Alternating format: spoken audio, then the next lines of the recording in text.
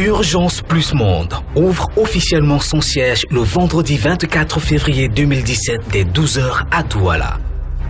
Situé à 300 mètres du lycée technique de Ndokbon Douala, le siège de Urgence Plus Monde abritera à cette occasion du 24 au 27 février 2017 une grande campagne de sensibilisation et de dépistage des maladies cardiovasculaires, du VIH, du diabète, de l'hépatite B et C, du cancer du sein et bien d'autres maladies. Une collecte de dons de sang au profit de la banque de sang de l'hôpital à Quintini de Douala sera également effectuée pendant la même période, du 24 au 27 février 2017, au siège de l'association Urgence Plus Monde à Ndokbon. C'est le grand rendez-vous du donner et du recevoir, à ne manquer sous aucun prétexte. Un événement Urgence Plus Monde et ses partenaires sous le haut patronage de la délégation des affaires sociales du littoral. Contact 699 91 40 57 679 73 04 86 343 54 66 90. Urgence Plus Monde, le monde à leur côté.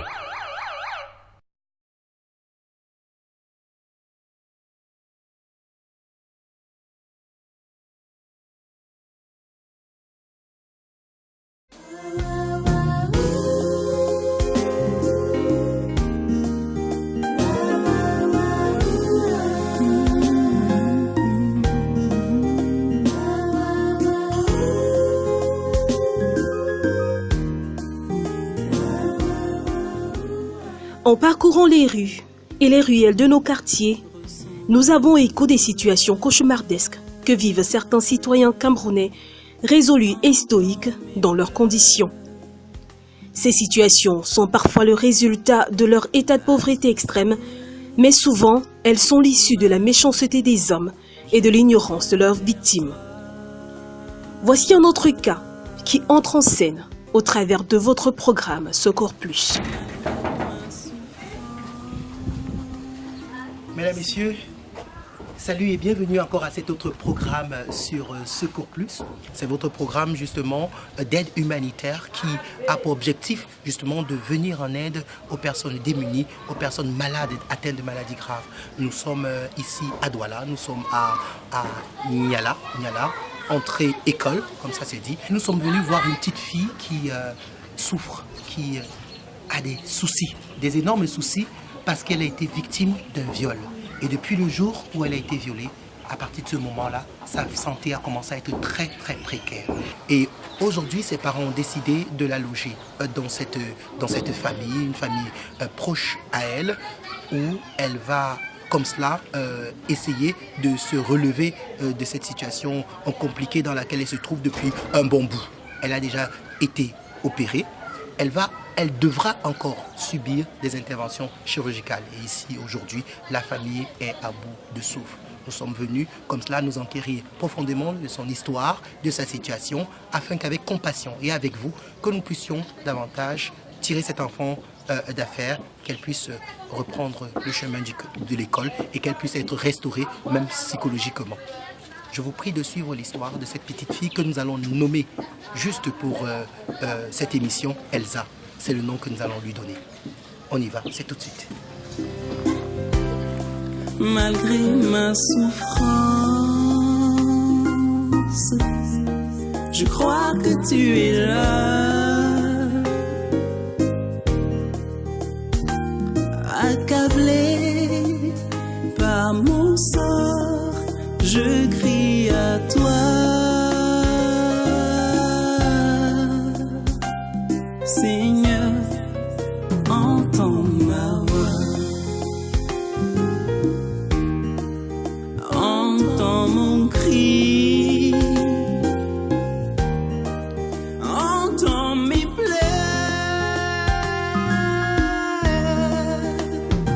Cette petite fille de 9 ans est la principale motivation de la descente sur le terrain aujourd'hui de l'équipe de Secours Plus. On lui donnera le nom d'Elsa pour ainsi garder l'anonymat. En effet, depuis plusieurs mois, elle a été victime de violences sexuelles qui auraient été perpétrées à plusieurs reprises par un soixantenaire, un voisin, qui était censé la garder comme un bon grand-père à l'absence de sa maman. Le premier viol, cela s'est passé au mois d'octobre. Oui, entre le 10 et le 12. Parce que c'est le 12 qu'on s'aperçoit à notre retour de la maison. En 2015, premier viol. Comment ça s'est passé? Ça s'est passé, nous n'étions pas. Et quand nous sommes rentrés de la campagne, quand j'ai tenu quelques voisins au courant, ils m'ont dit non, ne va pas chercher loin. Va essayer de demander là, tu as soit l'habitude de laisser les enfants. Certainement, c'est là-bas qu'il y a eu ce viol-là. Et quand je me suis rapprochée de ce monsieur, il m'a dit non, ces enfants ne peuvent pas faire ce genre de choses. Et je me suis retirée de lui parce que je ne doutais pas de quelqu'un d'autre. C'est là-bas que j'allais laisser mes enfants. Et j'ai commencé à m'occuper de ma fille par mes propres moyens, en me disant que je ne connais vraiment pas le violeur et je ne sais pas à qui je vais m'adresser. Entends mon cri, entends mes pleurs. Après le premier viol constaté par Micheline, la mère d'Elsa, une série de prises en charge a été effectuée au niveau familial, selon le peu de moyens que disposaient ces derniers. Faute de preuves concrètes en charge contre l'accusé, Micheline s'est résolue de laisser tomber l'affaire et de prendre soin de sa fille, tout en restant vigilante. À l'époque, le médecin a diagnostiqué que la fille était victime du viol et que ce n'était même pas la première fois. Donc, quand nous l'avions amenée pour la première fois, elle était déjà ouverte. Et comme on ne savait donc pas le violeur, le médecin a demandé que je ne fasse pas de ça un problème parce que je ne vais pas l'arrêter tel que c'est toi qui est le violeur de ma fille. Et quels sont les dégâts corporels qu'elle a eu à subir? Bon, les premiers dégâts, c'était elle puait et tout son ventre, elle était déchirée et on voyait tout son intérieur. Et qu'est-ce que vous avez fait? Quand elle était consultée par le médecin l'a mis sous traitement, les antibiotiques, les anti-inflammatoires et les puges, comme le médecin avait prescrit, il y avait des manganats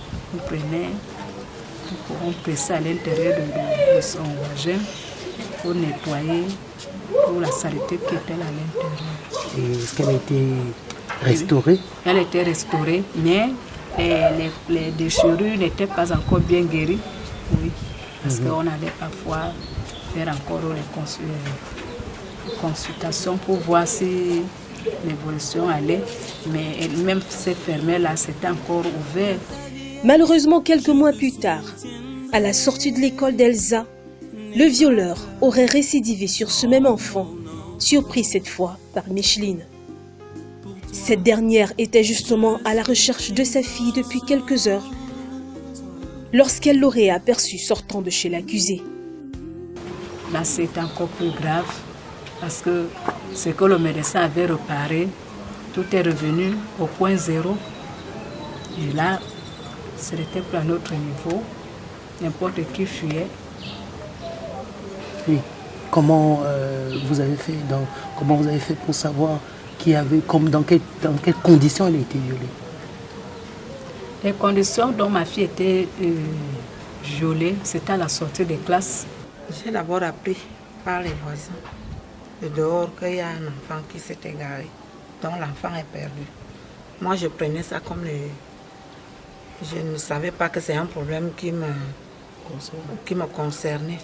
Et ça, c'est quand ma nièce est venue, c'est même ma grande soeur qui m'a appelé, tu es là, il y a l'enfant qui a disparu. J'ai dit on m'a dit que c'est ma petite fille.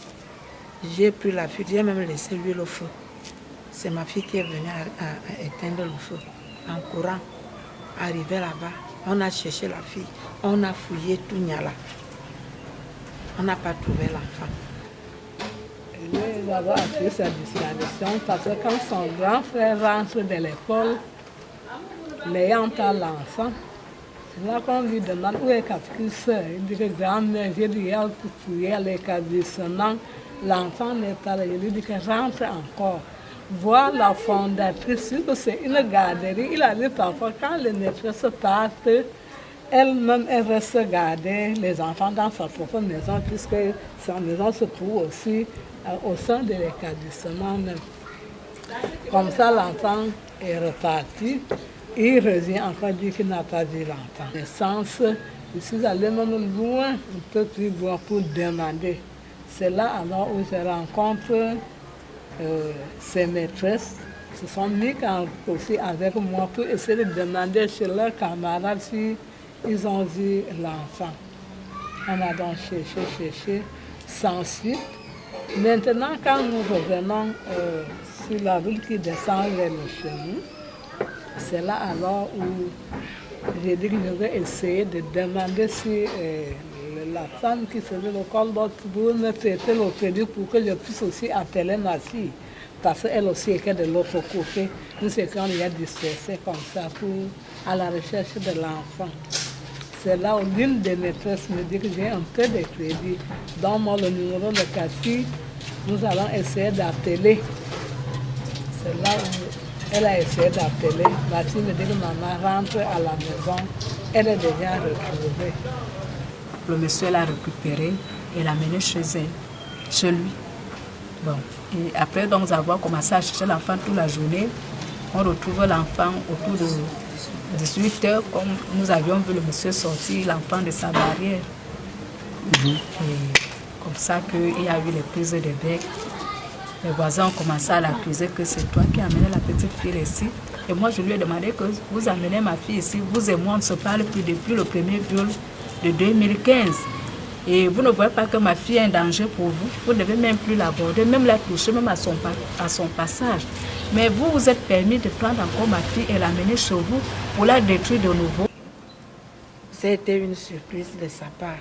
L'enfant voulait encore rentrer quand elle a vu sa maman. Pourquoi? Mais parce que l'enfant a eu peur de voir sa maman en rage. Donc sa maman a appelé, elle a appelé donc sa fille en disant que d'où tu sors. Le monsieur en question était déjà dedans. Elle a donc demandé à ce monsieur que pourquoi vous enfermez l'enfant à la maison depuis midi, parce que c'était un mercredi. Depuis midi jusqu'à pareil moment, l'enfant n'est pas à la maison. Et vous enfermez l'enfant et on ne se parle pas. La première fois, on ne savait pas qui avait fait ça à l'enfant. Donc c'est vous. C'est là dont j'ai appelé la famille de maman. Nous nous sommes retrouvés. Je leur ai demandé, il faut que nous allons chez ce monsieur qui nous dise pourquoi est-ce qu'il a fait ça à ma fille. Bon, quand d'autres sont arrivés, ils ont dit violation de domicile, ceci. Et nous, on se retrouve déjà à 20 h. Alors, ils m'ont dit, regarde l'enfant. Quand on a regardé dans l'enfant n'avait même pas de dessous. Parce que quand elle sortait de sa barrière, elle tenait son sac à main, les chaussures et le haut de sa tenue, parce qu'elle était torse nu là. Ce n'est que la jupe qui était là. Le dessous, même jusqu'à présent, on ne sait pas où cela est parti. Et la fille, ceux qui ont pu voir ce qui s'était passé de nouveau, d'autres ont dit qu'ils ne peuvent pas voir parce que tout était revenu au point zéro. La déchirure est revenue et tout son intérieur était dehors parce que n'importe qui pouvait voir comment elle était ouverte de nouveau. Bon, et là, il n'y avait même pas les moyens, mais on a demandé que je lave l'enfant parce qu'elle a dit que je n'ai même pas 5 francs pour amener l'enfant maintenant à l'hôpital. Il faut que le matin, je commence aussi à demander un peu d'argent de part et d'autre. C'était pas si facile, surtout pour la famille. Une petite fille de 9 ans, disons 8 ans, victime d'un viol de 2 fois successif. Moi, s'il y avait la machette en main, je devais me couper la personne si je me trouvais en face de cette personne. Mais je ne sais pas. Premièrement, moi je suis invalide. En voyant les cas,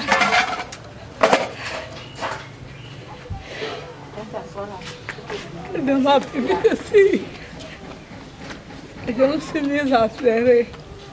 C'est-à-dire que dans la scène, moi-même j'ai chuté. Les gens qui sont venus nous assister, moi-même chassé à cause des pleurs. Parce que le cœur, il ne pouvait pas supporter. en la voyant dans cette situation.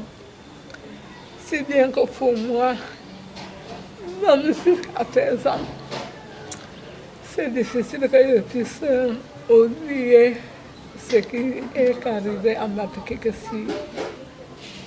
Donc, je suis vraiment dans le regret. Je suis vraiment touchée qu'à l'âge je suis, et avec un vieux papa de 64 ans ou 66 ans, quelqu'un le parle. Et celui à qui nous avions pris comme frère, comme grand-père, comme père, c'est lui qui nous met dans ce cas. Et donc, jusqu'à présent, le moral est tellement couché. Le constat était clair. Physiquement, c'était visible qu'elles avaient d'être violées. Au-delà de la colère et des accusations, l'urgence était à une prise en charge urgente de la petite. Malgré l'absence de moyens, Micheline a pu se rendre à l'hôpital avec sa fille.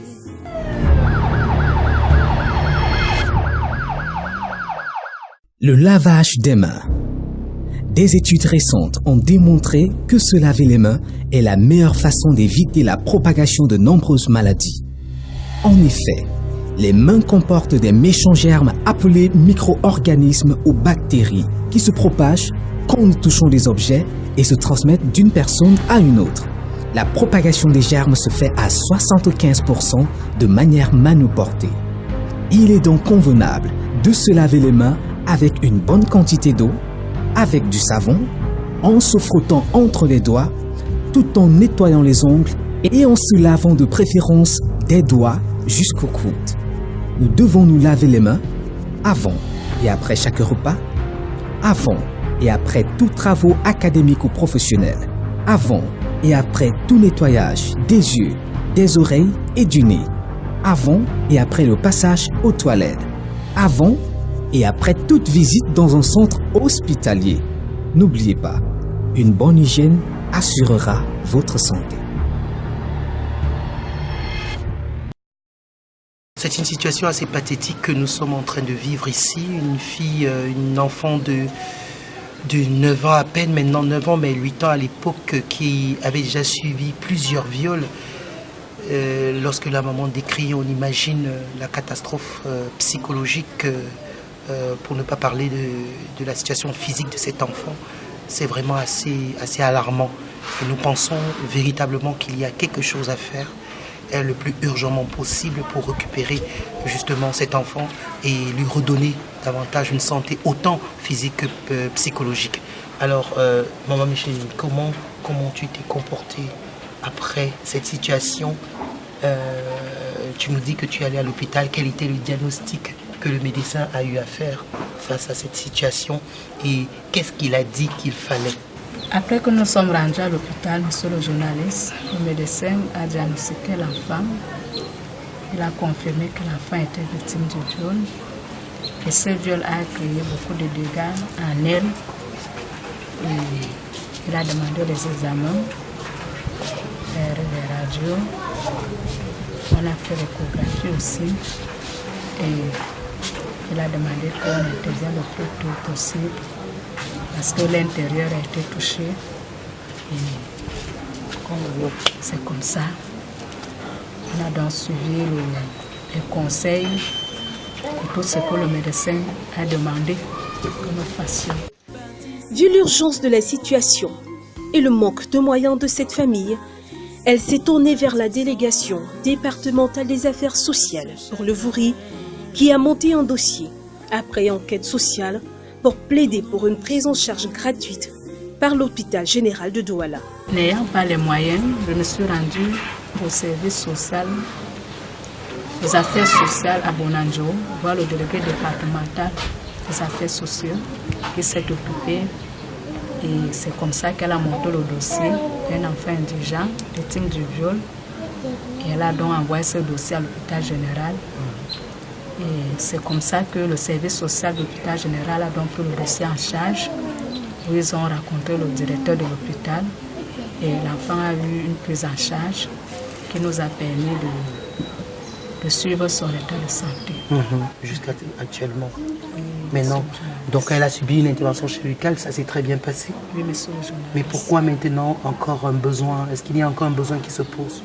Oui, monsieur le journaliste, il y a un besoin qui se pose parce que le pédiatre a vu que la dernière consultation, elle a vu qu'il y a une boule là, qui a demandé qu'on fasse encore l'échographie et qui détermine maintenant la hernie. Elsa a effectivement été prise en charge gratuitement par l'hôpital général de Douala pendant plusieurs semaines. Elle aurait bénéficié de 2 chirurgies réparatrices à l'issue de ces mutilations dues au viol dont elle a été victime.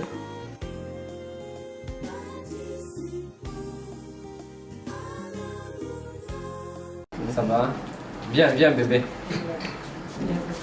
La petite Elsa a été victime d'un viol à 2 reprises qui a été analysé par les autorités compétentes et prouvé. Elle a présenté des lésions traumatiques qui ont nécessité 2 chirurgies réparatrices qui se sont faites conjointement avec les confrères de l'hôpital. Elle a bien évolué du point de vue anatomique sur cet aspect-là. Nous avons procédé à des chirurgies réparatrices parce qu'il s'agit en fait d'un enfant qui a subi des mutilations, qu'il fallait des mutilations assez sévères que nous avons réparées conjointement avec nos confrères en 2 étapes. Nous avons bénéficié de 2 chirurgies réparatrices qui ont donné des résultats acceptables. Bien qu'elle ait été restaurée de ses sévices, aujourd'hui, elle souffrirait malheureusement d'une autre maladie qui lui cause des douleurs constantes. Selon le médecin traitant, qui a dû la réexaminer après sa sortie d'hôpital pour cette nouvelle plainte, Elsa aurait une hernie ombilicale symptomatique.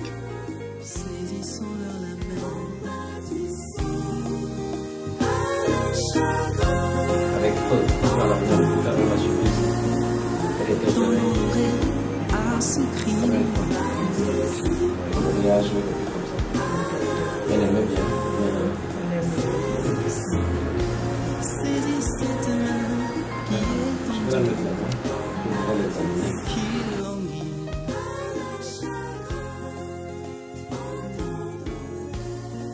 Entends ces cris qui viennent de cœur attristé.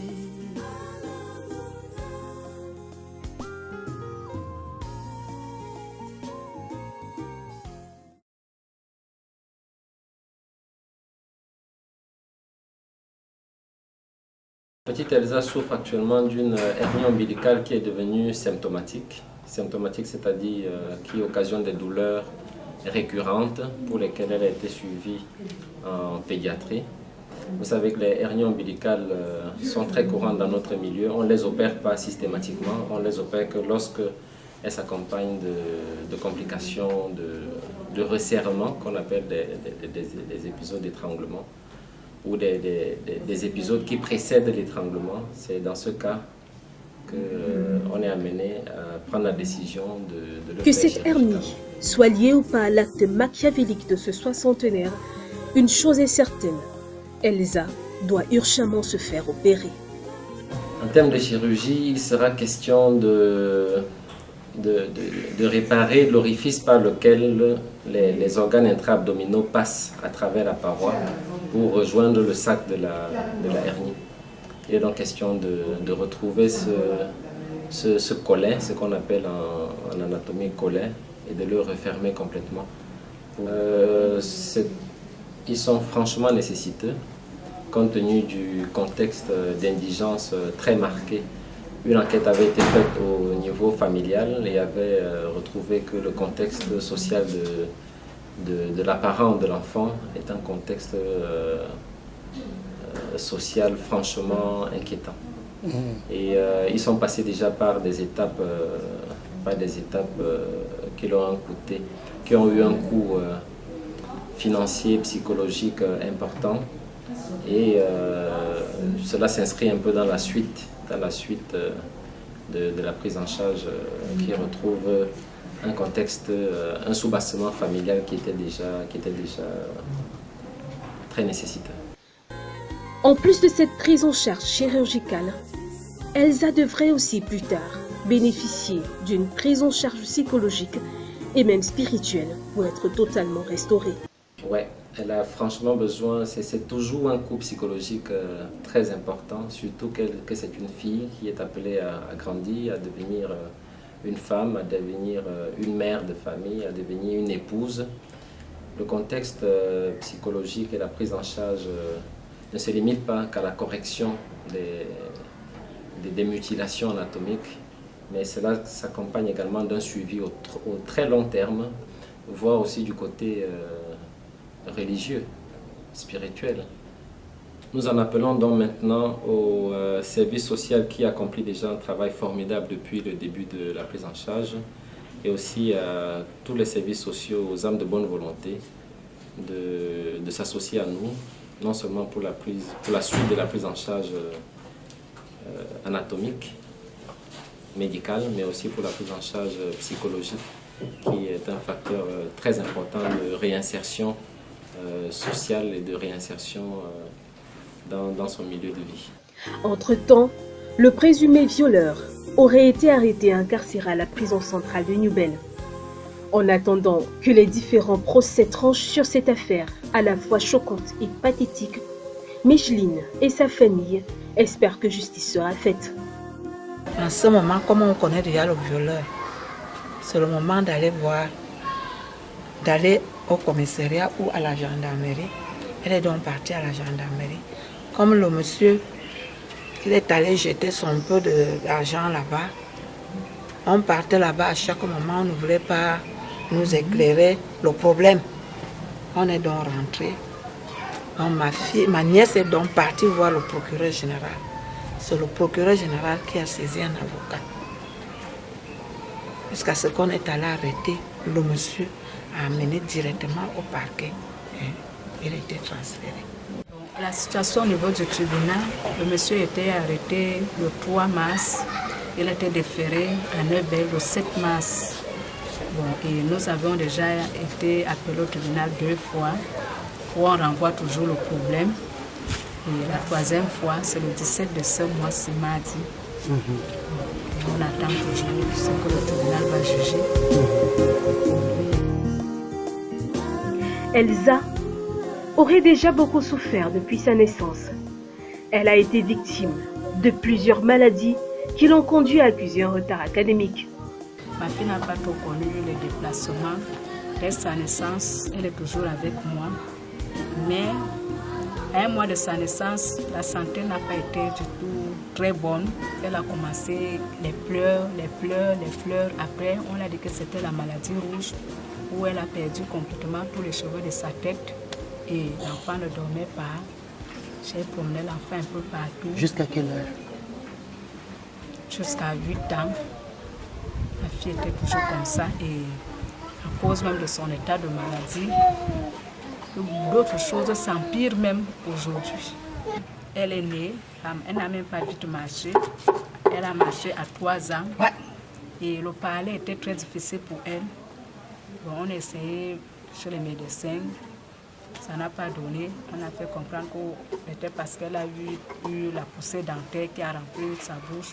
Voilà pourquoi le dialogue n'était pas facile pour elle. Et les cas de perte de mémoire, qu'est-ce que ça a entraîné, ces cas de perte de mémoire? Qu'est-ce que ça a conduit? Oui, un retard au niveau de ses études. C'est un enfant de 8 ans qui fait la série. C'est pas normal, monsieur le journaliste. La famille de la petite Elsa est indigente.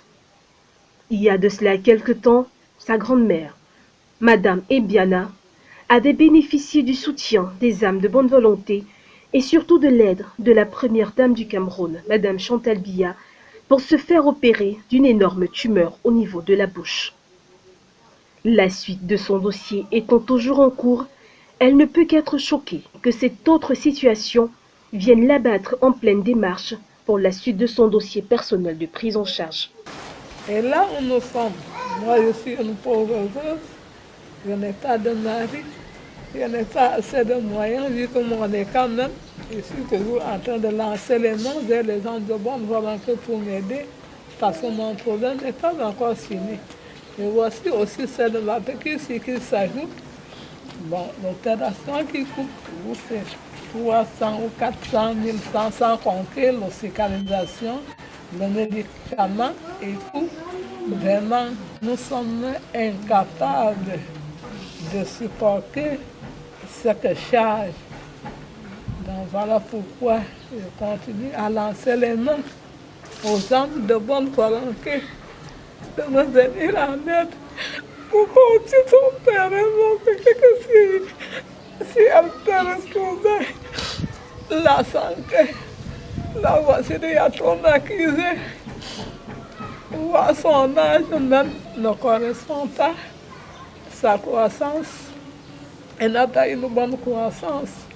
Elle est dit à logopathe, elle a perdu le poids, même sa démarche a changé.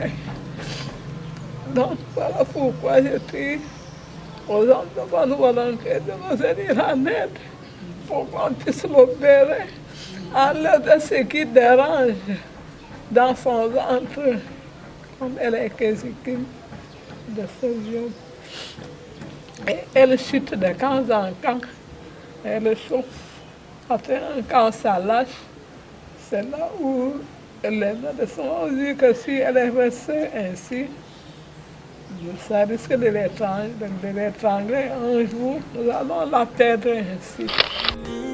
Jusqu'à ta vieillesse, je te soutiendrai. N'aie pas peur, oh mon enfant.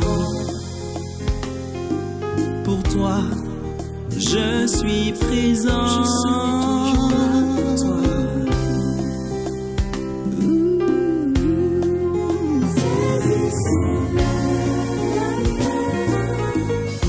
Saisissons dans la main. Le remettre. Ok, madame, vous allez, après les examens, voir notre anesthésiste qui va s'assurer que nous allons nous engager dans les conditions de sécurité optimales avant d'opérer notre enfant. Okay.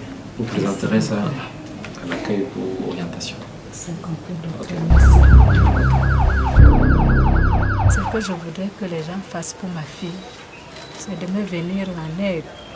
Parce que ma fille ne jouit pas d'une bonne santé. Et si possible, je voudrais m'agenouiller. Non, ça va, ça va. Je voulais demander vraiment, elle a dit que je suis une femme indigente, je ne travaille pas, je n'ai pas de moyens pour s'occuper de l'opération de ma fille. Si elle a les âmes de bonne volonté qui nous viennent en aide afin que ma fille puisse être opérée et retrouver la santé comme tout le reste des personnes. C'est les moyens. Parce que ma fille a saigné pour cet enfant. Le bon monsieur ne faisait que faire son travail. Et ma fille ne faisait que sortir de l'argent. En ce moment, vraiment, monsieur le journaliste, je veux que la justice soit faite. Et que les hommes de bonne volonté, s'ils peuvent vraiment nous aider.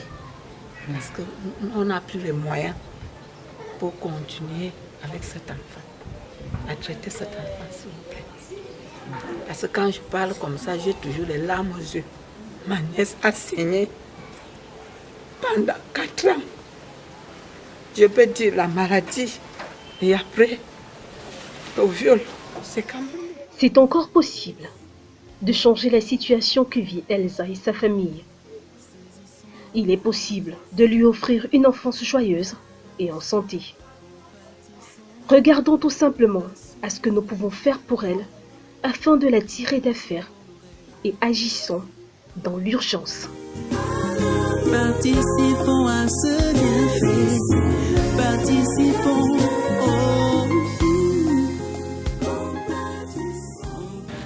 Voilà, mesdames, messieurs, nous venons de suivre avec beaucoup de compassion l'histoire pathétique de cette petite que nous avons décidé d'appeler Elsa. Nous sommes tout émus encore ayant suivi les difficultés qu'elle a eu à avoir, les sévices corporels qu'elle a eu à subir, le traumatisme psychologique dans lequel elle vit jusqu'à présent. vraiment il y a lieu de dire quelque chose doit être fait de manière urgente. Cette famille est désemparée parce que l'hôpital général a eu à faire ce qu'il a pu avec tout le service social pour qu'elle puisse subir la première intervention chirurgicale. Il s'avère qu'elle a besoin d'une seconde intervention pour qu'elle puisse se sentir un peu mieux pour continuer ses études. Alors nous venons donc vers vous avec ce cri de cœur, avec cet appel à l'aide, pour que la petite Elsa puisse véritablement être totalement restaurée. Elle aura également besoin d'être suivie psychologiquement. Elle est même sa maman et sa grand-maman, vous avez eu à constater, qui elle-même est dans des besoins, elle-même est dans des difficultés. Elle a été également l'objet d'une édition de ce programme où elle avait une énorme tumeur mandibulaire et son dossier, le dossier de cette grand-maman, est encore en cours jusqu'à présent et n'a pas encore trouvé solution. Donc cette famille a vraiment beaucoup de problèmes. Nous pensons qu'il est important pour nous de pouvoir faire le geste qui pourra davantage les tirer d'affaire. En attendant, naturellement, que nos téléphones puissent sonner et sonner encore, nous vous disons au revoir. Et bien sûr, la suite de l'émission se poursuit en espérant naturellement que vous allez soutenir cette famille encore et encore. Au revoir. Au revoir à vous.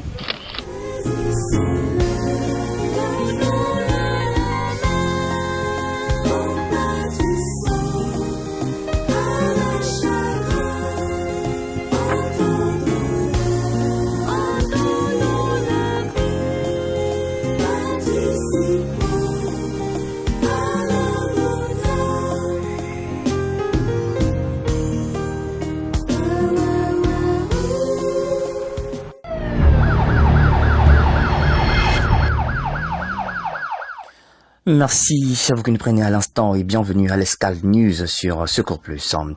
Santé en ouverture de cette livraison, la version numérique du programme d'éducation pour le bon usage du médicament est opérationnel au Cameroun depuis la mi-janvier. Le concept bon usage du médicament, BUM, est le fruit du plaidoyer de la première dame du Cameroun, Madame Chantal Biya, ambassadrice de bonne volonté de l'UNESCO pour l'éducation et l'inclusion sociale. Le programme thérapeutique en milieu scolaire vise à lutter contre l'utilisation des médicaments issus des circuits non autorisés.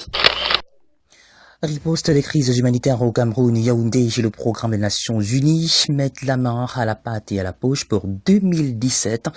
140 milliards de francs CFA seront mobilisés pour gérer les crises humanitaires au Cameroun, notamment dans les régions de l'Adamawa, du nord, de l'extrême nord et de l'est du pays.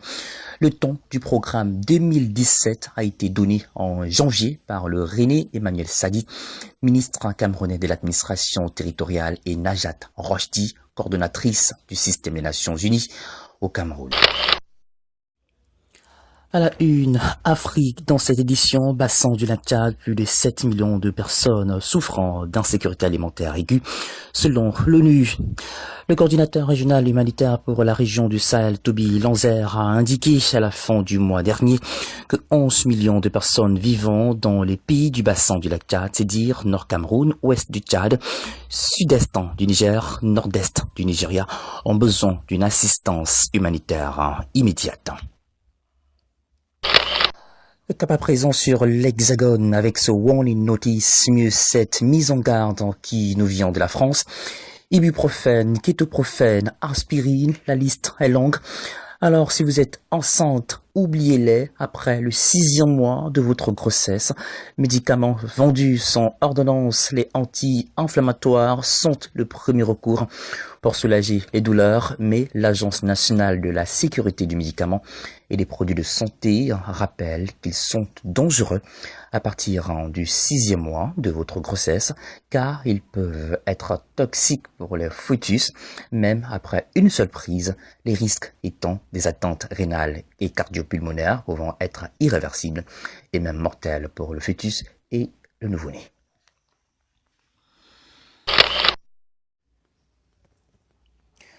Quittons les couloirs de la santé pour suivre le convoi humanitaire de l'ONU. L'Organisation des Nations Unies a besoin de près de 5 milliards de dollars pour aider les Syriens et leur communauté d'accueil dans la région. La conférence d'Helsinki en Finlande consacrée au soutien aux Syriens et à la région Les agences de l'ONU et leurs partenaires ont lancé en fin janvier le plan régional pour les réfugiés et la résilience 3RP, ainsi qu'un appel de fonds complémentaires de 4,63 milliards de dollars pour le financement. Afghanistan, l'ONU soutient un plan de 550 millions de dollars pour venir en aide à près de 6 millions de personnes. En effet, un nouveau plan d'action humanitaire appuyé par l'ONU requiert 550 millions de dollars en 2017 pour soutenir les populations les plus vulnérables et marginalisées de l'Afghanistan. Sortons par cette belle découverte scientifique, une bonne nouvelle pour vous et moi, et surtout pour les malades du diabète qui ont de la galère quant à la cicatrisation de leurs blessures. Eh bien, prenez votre mal en patience, bientôt un pansement très efficace à base de toile d'araignée.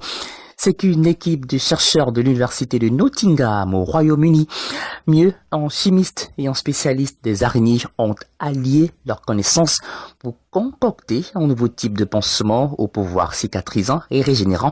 Leur secret, je vous l'ai dit, la rentelle soigneusement tissée par les araignées. Merci à vous d'avoir été au rendez-vous de l'information sanitaire et humanitaire sur Secours Plus.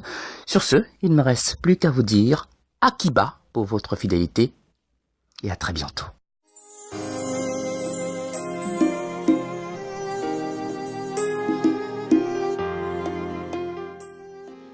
Lorsqu'on s'engage à apporter son aide, son secours ou son soutien aux âmes en peine, il devient alors compliqué de s'arrêter à un niveau. Tant que le concerné n'est pas totalement restauré, la situation reste partielle pour le bienfaiteur. Il y a justement de cela quelques mois, le chef d'équipe de Secours Plus se rendait à Motengene, dans le sud-ouest du Cameroun, pour assister avec joie et retransmettre aux téléspectateurs l'intervention chirurgicale sur un jeune Camerounais victime d'éléphantiasie.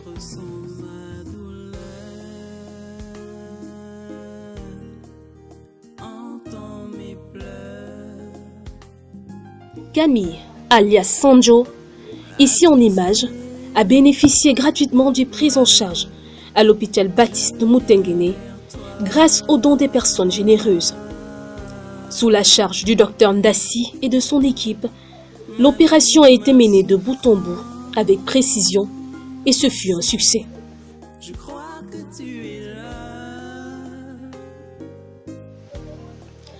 Quelques semaines plus tard, la greffe de peau avait déjà adhéré et présenté des signes assez positifs. Mais en fait, ce n'était que la première partie de l'intervention à 2 niveaux. So once that is the case, there is no treatment for it. There is no medicine you can give to treat that. The only solution is some form of surgery. Various surgical procedures have been described, and nobody really knows which is the best. But what we have been doing that has been fairly successful is to remove all of that skin right up to the muscle, and then we put the skin graft over it. Cependant, depuis plusieurs mois, Camille n'a toujours pas pu obtenir le nécessaire financier pour sa deuxième opération et s'est tournée vers l'association Urgence Plus Monde pour un autre soutien.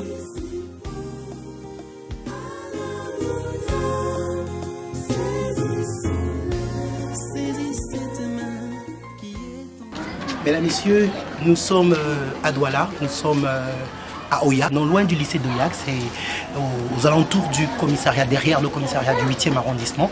Nous sommes venus chez un de nos ex-patients, il s'appelle Sanjo. Il avait été victime d'un éléphantiasis, cela fait plusieurs années. Nous avons eu à mobiliser les sous pour lui. Il a été effectivement opéré. Nous revenons comme cela vers lui parce qu'il a crié à l'aide, parce qu'il doit subir une deuxième intervention chirurgicale afin de pouvoir véritablement redonner la forme à son pied. Il a subi la première intervention chirurgicale, c'était à Motengene, à Bingo Baptist Hospital de Motengene. Et aujourd'hui, nous sommes venus vous représenter son cas afin que nous puissions mobiliser le peu que nous avons pour qu'il subisse sa deuxième intervention chirurgicale. Il habite juste là à côté, le temps pour nous de pouvoir véritablement vérifier s'il est là, parce qu'il nous a appelé qu'il était à la maison.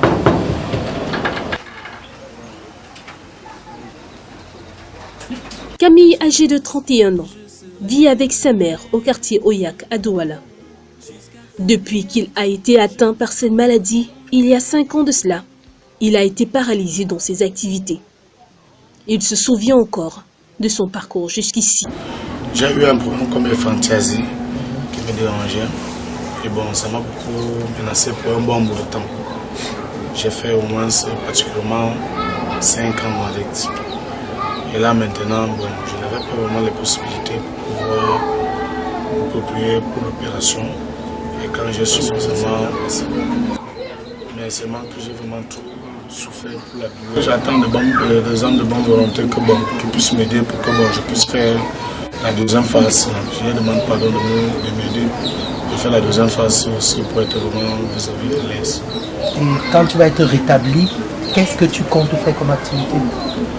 Quand je vais me rétablir, ce que je compte faire comme activité, je vais reprendre toujours dans ma conduite, toujours comme j'étais avant. Parce que moi, je fais aussi dans l'électricité. C'est ça. Aujourd'hui, Camille peut déjà faire des efforts pour se déplacer, prendre soin de lui et effectuer de travaux ménagers. Il effectue ses soins lui-même à domicile. Toutefois, il se rend de temps en temps à l'hôpital pour évaluer l'évolution de sa jambe.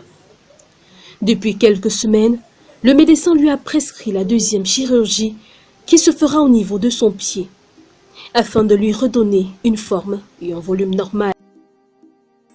So for his case, we did it in 2 stages. We didn't operate the foot at that time. We were a bit afraid about infection and complications. The other patients we did one surgery, removed all the skin up to the foot. So we are planning to remove the skin of the foot. Thus far, the foot doesn't look very swollen as it was before. So we'll give him another 3 to 4 months and see how it does. Il faudrait à Camille environ 400 000 francs, tout frais compris, pour être pris en charge et pour obtenir une restauration totale.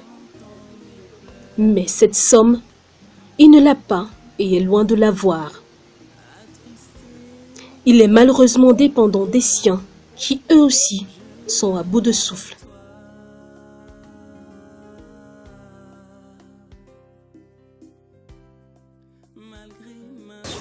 Nous, là, maintenant, on a plutôt des familles.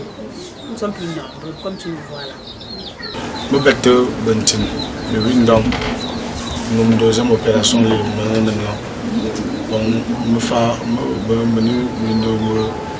deuxième phase, au Windham. Maintenant, nous deuxième opération, nous opérer.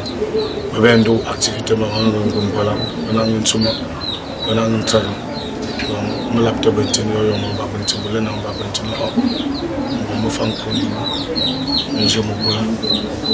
même dire une bonne foi, vous avez envie de s'endormir. Nous avons deux opérations là-dessus. Mais vous n'avez pas de nous avons envie de nous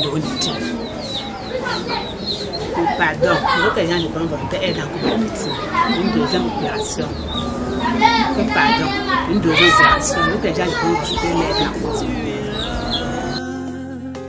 Sa mère, maman Marie-Claire Djampou, récemment victime de problèmes d'hypertension, a malgré tout tenu à remercier les âmes de bonne volonté pour la première mobilisation qu'ils ont effectuée pour son fils il y a quelques mois et plaidé pour que cette action de cœur se fasse une fois de plus afin qu'elle puisse subir la deuxième opération.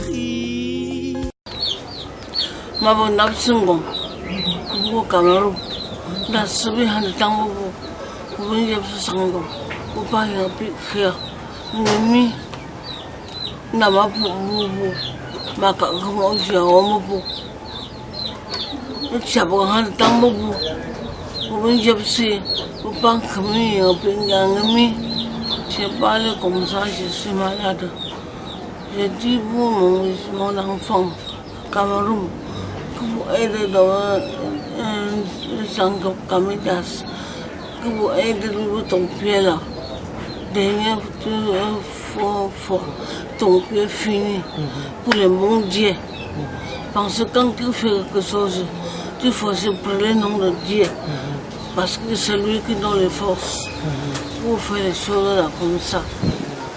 Que je parle comme ça. Pour les gens là. Pour elle, Camédias, pour la dernière fois. Nous aurons alors tous posé une action sociale bénéfique, non seulement pour cette famille, mais aussi pour toute la société.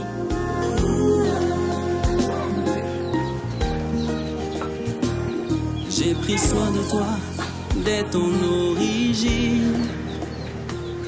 Oui, je t'ai porté dès ta naissance. Voilà, mesdames, messieurs, nous sommes comme cela au terme de cette autre édition de votre programme Secours Plus. Ce trentenaire qui est derrière moi, Camille Sanjo, a besoin encore de notre soutien. Il est très reconnaissant par rapport à ce qui a été fait jusqu'ici. Et il faudrait encore naturellement qu'on puisse lui venir en aide pour la deuxième intervention chirurgicale qui doit subir dans quelques semaines à l'hôpital de Moutenguene, de Bingo à Moutenguene. Nous croyons que vous avez assez de compassion pour que ce jeune Camerounais puisse reprendre toute sa vigueur et être utile pour notre nation et pour toute sa famille. C'est sur cet appel à l'aide que nous allons davantage vous dire merci et au revoir et à la prochaine édition. Au revoir.